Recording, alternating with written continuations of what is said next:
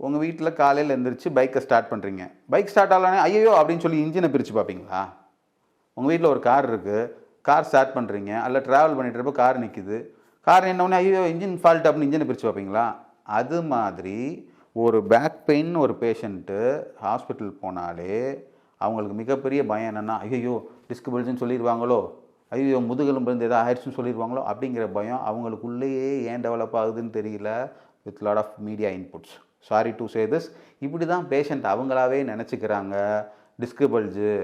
அதாவது எல்லா முதுகு வலியும் அப்படி சொல்ல மாட்டாங்க. முதுகு வலிக்கு 1000 காரணங்கள் இருக்குது, மூட்டு வலிக்கு ஒரு 100-200 காரணங்கள் இருக்குது. அது மாதிரி காரணத்தை கண்டுபிடிக்கணும்.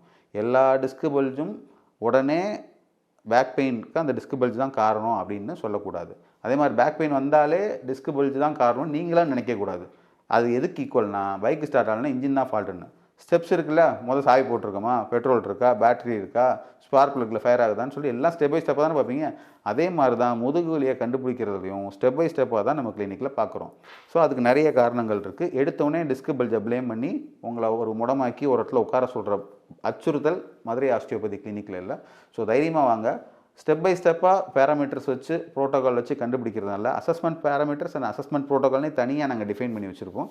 அதனால் டிஸ்க் பல்ஜ் கிட்டேயே போக மாட்டோம், பேக் பெயின் கிட்டே போகிறதில்ல. பேக் பெயினுக்கு தூரமாக சேட்டலைட் பாயிண்ட்ஸ்னு சொல்லுவாங்க, அதுக்கான காரணம் எங்கேயோ இருக்கும், அதெல்லாம் கண்டுபிடிச்சி பேக் பெயினை சரி பண்ணிகிட்ருக்கோம்.